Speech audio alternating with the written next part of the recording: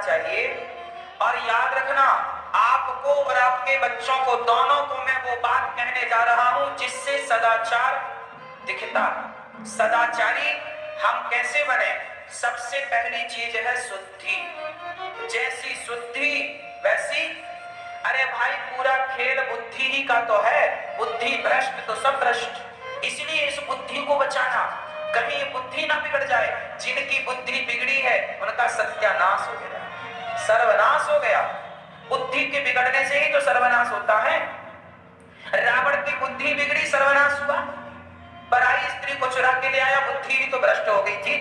तब तो दोस्तों, माताओं, बहनों और भक्तों, आज गुरुदेव अनिरुद्धाचार्य जी ने पाप और पुण्य के साथ साथ आज ये बताने का कोशिश किया है कि आप पाप ज्यादा करते हैं और पुण्य नहीं के बराबर। यहाँ तक कहते हैं कि पाप आप 5 किलो करते हैं तो पुण्य 100 ग्राम। और जब ईश्वर भगवान के पास आप जाते हैं तो उस समय आपको सबसे पहले ईश्वर आपको दिखाता है टीवी स्क्रीन पर कि आपने 5 किलो पाप किए हैं, मात्र पुण्य 100 ग्राम। और पहले कहा जाता है कि आपको पाप को भोगने के लिए जाइए। तो आज ये भी देखने के लिए मिलेगा और साथ ही आप ये देखने के लिए भी मिलेगा कि सदाचार और सुचाचार का पालन हर महिला पुरुष को करना चाहिए। बल्कि यहाँ तक माता और बहनों को कहा गया है कि आप तभी खाना बनाए जब आप स्नान कर लेंगी।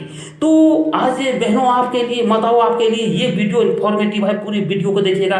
तो हेलो दोस्तों, मैं अपने गुरुदेव बागेश्वर बाबा के चरणों में दंडवत प्रणाम करता हूँ, सभी को नमस्कार प्रणाम जोहार करता हूँ। और आज आप ये भी इस वीडियो में गुरुदेव अनिरुद्धाचार्य जी महाराज ने दिखाने का कोशिश किए हैं कि पाप अगर आप किए हैं तो आपको भोगना पड़ेगा, क्योंकि इसमें भीष्म पितामह भी नहीं बचा। यहाँ पर कितने बड़े बड़े हैं जिन्होंने पाप किया तो उसे भोगना पड़ा था। इसलिए पाप अगर आपसे होती है तो वो भोगने के लिए इस लोक पे आना होगा और आपको जो है 84 लाख योनि में भ्रमण करना होगा। वो गुरुदेव अनिरुद्धाचार्य जी बताते हैं, उसका भी क्लिप मैं सुनाऊंगा। तो आज यही बात यहाँ करने का कोशिश किया है कि सबसे पहले अपने मन को, अपने शरीर को शुद्ध कीजिए। जब आप शुद्ध होंगे तभी ही बुद्धि। कहते हैं कि आ गए, जब आप जाते हैं ना मर के, तो सबसे पहले भगवान के घर पेशी होती है। भगवान कहते हैं आ गए, आप कहते हैं हाँ। भगवान कहे कैसी रही तुम्हारी यात्रा 25, 50, 100 साल की? आप कहते हैं ठीक रही। भगवान बोले ठीक ठीक है, नहीं आओ देख लेते हैं। तो भगवान ने वहां बहुत बड़ी टीवी लगा रखी, वहां पर आपकी वही मेमोरी कार्ड फंसा देते हैं टीवी पर, और जन्म से मृत्यु तक आपने जो जो किया है, पुण्य और पाप, भगवान सब देखते हैं तुम्हें बाजू में बिठाकर। और भगवान कहते हैं देख तू किसी के साथ गलत कर रहा, इसलिए तुझे भेजा था। पूरी आपकी पिक्चर चलती है आपके जन्म से मृत्यु तक, और आप देखते हैं। फिर भगवान कहते हैं यमराज जी से इनका हिसाब कर दो। तो हिसाब होता है, हिसाब कैसा? भगवान ने कहा हिसाब करो, यमराज जी ने कहा इनके 5 किलो पाप निकले हैं और 100 ग्राम पुण्य निकले। कहते हैं 5 किलो पाप है तो जाओ पहले पापों का फल भोग लो। तो पापों का फल भोगने के लिए तुम्हें मृत्यु लोक में फिर आना पड़ता है। क्या बन करके? जीव जंतु बन करके, चींटी, हाथी, मच्छर, मक्खी, नाना प्रकार की योनियां हैं। ये तुम्हारे कर्मों का फल ही तो है। चमगादड़ उल्टा क्यों लटकी है? क्योंकि उल्टे काम किए हैं तो भगवान उल्टा लटकाया। गंदे गंदे काम किए हो तो मक्खी बन करके मलमूत्र में बैठना पड़ता है, और भी गंदे काम किए हो तो नाली का कीड़ा बन के मलमूत्र में रहना पड़ता है। शास्त्रों में लिखा है वैतरणी नाम की एक नदी है नरक में, उसमें वहां पर कूद रहना पड़ता है, वही खाना है, वही। वो एक्चुअली सच्चाई यह है कि वो नाला और नाली ही है, मलमूत्र बह रहा है नाली का। करके फिर जाएंगे तब भगवान कहेंगे आओ अब 100 ग्राम पुण्य जो तुम्हारे किए थे वो है, तो 100 ग्राम पुण्य के बल पर तुम्हें भगवान फिर एक बार अवसर देते हैं, मनुष्य का तन बना करके, तन दे करके संसार में भेज देते हैं। इसीलिए गोस्वामी जी लिख रहे हैं कि बड़े भाग्य मानुष तन पावा। तुमने जो 100 ग्राम पुण्य किए थे वही पुण्य का फल ये मनुष्य का तन है। अब गलतियां ना करना, नहीं फिर 10 किलो पाप इकट्ठा कर लो। जैसी करनी वैसी भरनी, आज किया कल पाएगा। और चढ़ता सूरज धीरे धीरे ढलता है। गर्मी तो सूर्य की भी नहीं चलती, सूर्य की भी टिकती नहीं है। आप फिर हमारी क्या टिकेगी? इसलिए पाप ना हो, केवल पुण्य हो। दोस्तों और भक्तों, गुरुदेव अनिरुद्धाचार्य जी का आपने सुने कि आपने पाप इतना ज्यादा कर लेती हैं और पुण्य इतना कम कमाते हैं कि 100 ग्राम पुण्य के बल पर आपको मनुष्य जीवन तो मिल रहा है, लेकिन इस जीवन में आकर फिर आप 10 किलो पाप ना करें, इस पर आपको ध्यान देना होगा। इसका अर्थ है कि अनिरुद्धाचार्य जी महाराज ने कहते हैं कि भीष्म माँ पिता जैसा जब इसमें नहीं बच सका, श्री कृष्ण भगवान को भी बाण लगा पैर में, क्योंकि उन्होंने बाली का वध किया था त्रेता युग में। तो जब भगवान नहीं बच सकता, जब भीष्म पिता जैसा बलशाली नहीं बच सकता, तो हम और आप किस काबिल हैं? यही बात ये समझाने का कोशिश किया कि अगर आपको पाप से बचना है तो आपको सबसे पहले सुचाचार और सदाचार का पालन करना होगा। सदाचार का पालन करते रहने के कारण ही आपकी बुद्धि खुलेगी, और जब आपकी बुद्धि खुलेगी तभी ही आप धर्म का कार्य करेंगे, तभी ही पाप आपसे कम होगी। और यहाँ तक अनिरुद्धाचार्य जी महाराज कहते हैं कि बड़े भाग्य मानुष तने पावा, सुर दुर्लभ संत ही गवा। ये जो चौपाई रामायण का तुलसीदास जी भगवान द्वारा लिखित है, ये इन्होंने गा के कहते हैं और बताते हैं दोस्तों, भक्तों, बहनों, कि आपको मानुष तन जब मिला तो इसको पाप से कम बचाइए। क्योंकि यहाँ पे अभी आप अनिरुद्धाचार्य जी महाराज से ये भी सुनेंगे कि 18 प्रकार का नरक है, और इस नरक में बैतरणी नदी भी है जहाँ पे पीपल और मांस और इतना मतलब गंदा वो बहती है कि वहाँ पे कीड़ा बनकर आपको वही खाना और पीना पड़ेगा। देखिए, कष्ट बहुत ज़्यादा है, आपको आग में जलाया जाता है, ऐसा भी नरक है। तो जब इतनी प्रकार का नरक से बचने के लिए आपको ये जो जन्म मिली हुई है मानुष तन, तो इसका सदुपयोग करना चाहिए। तो चलिए आप वीडियो में बने रहिए और सुनाते हैं मजेदार केवल पुण्य हो। श्री भारत जी के ऐसे दिव्य ज्ञान से राजा रघुगण का मोह भंग हुआ, चरणों में गिर पड़े। आप कोई ब्राह्मण लगते हैं, दिव्य पुरुष लगते हैं, चरणों में गिरे और भी प्रश्न रघुगण ने किया। श्री भरत जी ने उनके प्रश्न का उत्तर देकर उन्हें संतुष्ट किया। 28 प्रकार के नरकों का वर्णन किया। 28 प्रकार के नरक होते हैं, तामिश्र, अंध तामिश्र, रौरव, महारौरव, कुंभीपाक, कालसूत्र, असी, पत्रवन, सूकर मुख, अंधकूप इत्यादि। ऐसे 28 प्रकार के नरक श्री भरत जी ने गिनाए।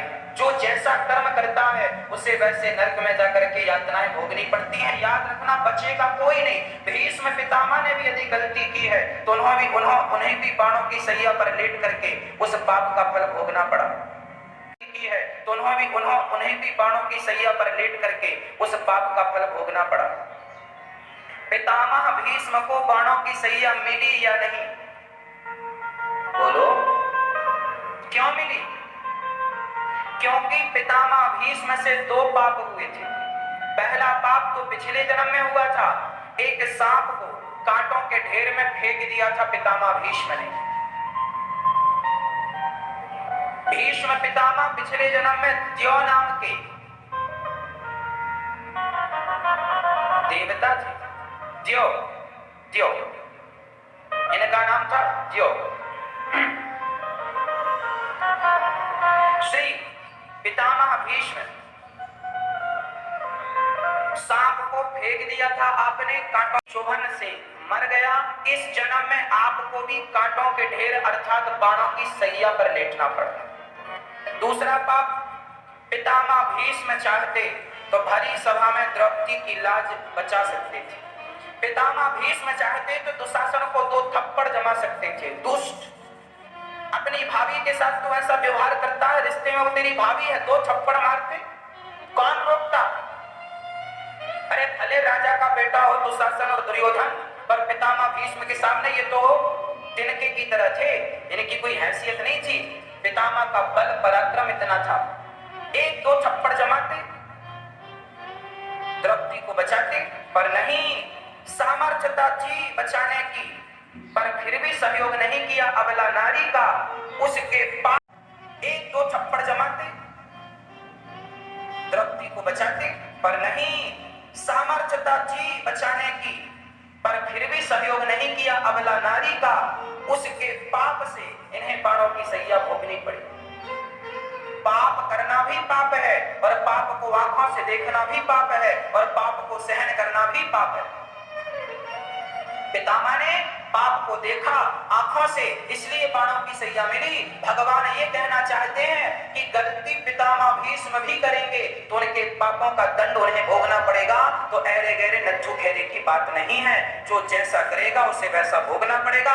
मैं गलत करूंगा तो मुझे भी भोगना पड़ेगा, आप गलत करेंगे आपको भी भोगना पड़ेगा। इसलिए गलत ना कीजिए, और याद रखना आज हमने गलत किया तो आज ही हमें नहीं मिलता। दोस्तों माफ़ कीजिएगा, 28 प्रकार का नर्क होती है, जो मैं 18 ही प्रकार का बोला।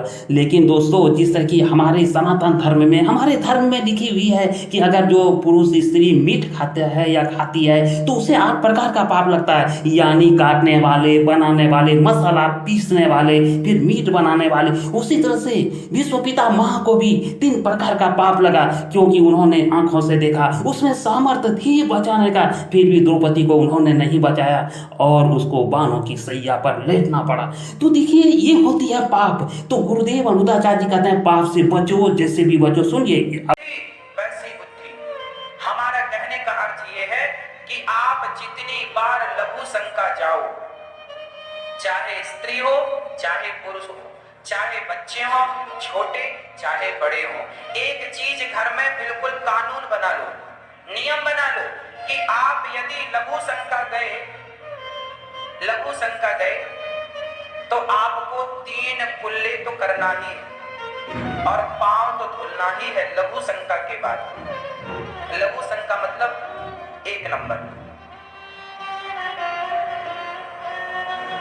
आपको 3 कुल्ले करना है और पांव धुलना है लघु शंका के बाद। ये सबको बताओ अपने बच्चों को, ये शुद्धि के मूल कारण है। और दीर्घ शंका जाओ 2 नंबर। दीर्घ शंका जाओ तो वहां से अब हम लोगों को देखते हैं, लोग दिन में सवेरे उठते हैं, सबसे पहले दीर्घ शंका जाते हैं, 2 नंबर जाते हैं, टॉयलेट जाते हैं, और फिर वहां के बाद बिना नहाए पूरे घर में घूमते रहते हैं, बिना नहाए। अधिकांश घरों में ये चलता है, अधिकांश घरों में बिना नहाए स्त्रियां भी घूमती रहेंगी, बिना नहाए तुम्हारे जवान जवान बच्चे घूमते रहेंगे। ऐसे में तो तुम्हारे हाथ का कोई पानी पी लेगा ना, उसकी बुद्धि बिगड़ जाएगी। फर्क नहीं पड़ता आप ब्राह्मण हो, क्षत्रिय हो, वैश्य हो, शूद्र हो, कोई फर्क नहीं पड़ता। आपके घर यदि शुद्धि है तो आप शूद्र हैं, तो आपके घर का पानी पिया जा सकता है। और आप शुद्धि से नहीं रहते तो ब्राह्मण भी हैं, तो आपके घर का पानी नहीं पिया जा सकता। आप बने रहो पंडित। आचार विचार शुद्ध होने चाहिए। हमारे पिताजी ने हमें बचपन में सिखा दिया था, और सिखाया नहीं, कहा नहीं, देखते देखते सब हो गया। हम जब 8 साल के थे तब से हम दिन में यदि 2 बार दीर्घ शंका जाएं तो 2 बार नहाएं, 4 बार जाएं, पेट खराब है 6 बार जाएं तो 6 बार ही नहा के आए, चाहे वो माघ की सर्दी ही क्यों ना हो और रात्रि के 12 ही क्यों ना बजे हो। नहाओ, तब तुम्हारी ये खोपड़ी ठीक रहेगी। नहीं से बिगड़ने में देर लगती है क्या? और पूरा खेल इसी का है, बुद्धि का। लघु शंका जाओ, बाथरूम जाओ तो आप कुल्ला करो 3 और हाथ धो लो और पांव धो लो नियम से। ये सिखाओ, ये संस्कार है, ये संस्कार में डालो। आप अपने घर का नियम बदलो, बच्चों को संस्कार दो शुद्धि का, आप भी शुद्ध रहो। बच्चों को फिर देखना आपका पूजा में मन क्यों नहीं।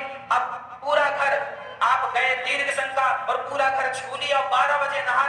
कई माताएं ऐसी हैं कि पहले भोजन बना लेती हैं, उसके बाद नहाती हैं। हाँ या ना? सवेरे दीर्घ शंका कर लेंगे और उसके बाद फिर भोजन, बस हाथ धुल लिया और भोजन बना लिया। भोजन बना लिया, अरे राम राम राम राम राम, रोटी नहीं खाएगा। साधु के घर जो कुत्ता पलता है, जो साधु के घर की रोटी खाता है, वो कुत्ता भी इस घर की रोटी नहीं खाएगा।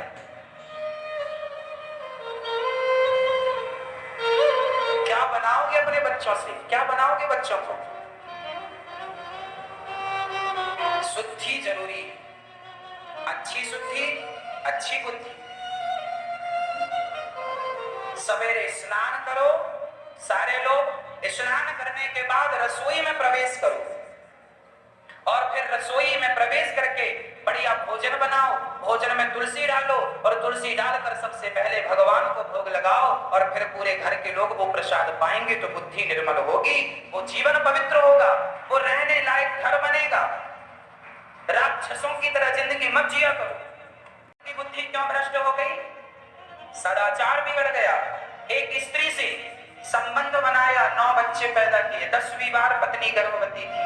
गांव में कुछ साधु आए तो अजामिल के घर रुक गए। अजामिल के घर रुक गए। अजामिल के घर जब रुके तो अजामिल की पत्नी ने उन्हें कच्चा दे दिया, आटा इत्यादि राशन, और संत जी ने भोजन बनाकर पाया। पहले के लोग ना अपने हाथ का ही बना खाते थे। कारण क्या था? कारण यही था कि पता नहीं आप अपने घर में कैसे रहते हैं, नहाते हैं कि नहीं नहाते, हाथ पांव धुलते हैं, इसलिए भैया आप तो हमें आटा दे दो, हम अपना बना के खा लेंगे। कहीं तुम्हारे हाथ का खा लिया और तुम गंदगी से रहते हो तो कहीं हमारी बुद्धि ना बिगड़ जाए। पहले छुआछूत नहीं था हमारे भारत में, पहले नियम पक्के थे। पहले का आदमी अपनी बाल्टी और अपना रस्सा लेके चलता था, रस्सी। कुएं बहुत होते थे, अपना पानी निकाला, खुद से पिया। किसी का पानी इसलिए नहीं पीता था, कहीं पता नहीं है कैसे रहता हो, इसका रहना सहना कैसा हो, इसके हाथ का पानी पी ले और हमारी बुद्धि ना बिगड़ जाए, इसलिए लोग डरते थे पानी पीने से लोगों का, इसलिए लोग खाने से डरते थे। और आज तो अच्छा भक्ष चल रहा, मिल बस जाए बस, कुछ भी मिल जाए, कहीं भी मिल जाए, खाने से मतलब है। आदमी हो के राक्षस हो। रावण भी ऐसा नहीं था, राक्षस भी पहले कैसे नहीं थे। खान पान में कंट्रोल हो, पेट भर लेते हैं। थोड़ा सा बिस्किट नमकीन जरूरत लगी, बहुत ज्यादा भूख है, यात्रा है, तो थोड़ा सा बिस्किट सूखा पदार्थ थोड़ा सा कहीं मिल गया तो बादाम ले लिए 2-4, खुद के चने रख के चलते हैं, चने खा लिए, अपना सामान लेके चलो। खाना ना पड़े यहाँ रास्तों में, जब बहुत अनिवार्य हो कभी कभी तो खा लिया, रोज मत खाओ। बुद्धि, अब वो लोग पता नहीं, अब मैं तो सवेरे 5 बजे उठ के राम राम जप रहा हूँ, मैं तो कोशिश करता हूँ कि पानी भी अच्छा मिले, भोजन भी अच्छा मिले, और होटल के लोग तो नहाते ही नहीं, 2 नंबर जाते हैं, हाथ भी धोला के नहीं, रोटी बना दी, और वो उनकी रोटी खाओगे तो कितनी अच्छी बातें करोगे तुम, कितने अच्छे संस्कार होंगे तुम्हारे। इसलिए हमारे बड़े बुजुर्ग खान पान का ध्यान रखते थे। भक्त की, पर रैदास जैसा कोई तपस्वी हो तो रैदास के हाथ की रोटियां भी खा लो, कोई पाप नहीं है। और अजामिल ब्राह्मण था, अजामिल के घर लोग भोजन नहीं करते थे। साधु आए तो कच्चा राशन दिया, इसके घर बना बनाया नहीं खाया, क्योंकि ये भ्रष्ट ब्राह्मण था। माताएं कितने बजे स्नान करती हैं? 4 बजे। 4 बजे मत नहाया करो, 5 बजे नहा लिया करो, कोई बात नहीं, 1 घंटा और रखो। आपके बच्चे कितने बजे नहाते हैं? हाँ? नहाते ही नहीं सर्दियों में, 2-2 महीने नहीं नहाते राक्षस लोग, नहीं नहाते। अब आगे सर्दी देखना, आपके बच्चे नहाएंगे नहीं। बहुत सारे बच्चे नहाते हैं, 90% तो अच्छे बच्चे नहाते हैं, बस 10% ही है जो नहीं नहा, बहुत आलसी। ऐसे महापुरुषों की आप भी तो मां नहीं हो। है? दोस्तों अगर आज पूरा वीडियो अगर देखे होंगे तो आज आपका जीवन बदल जाएगी, ये हम दावे गारंटी के साथ कहता हूँ दोस्तों। और मैं आपका टाइम ना लेते हुए मैं आप लोग से विदा लेना चाहूँगा दोस्तों। मिलूंगा अगला ब्लॉग में, तब तक के लिए जय हिंद, जय भारत, जय सीताराम।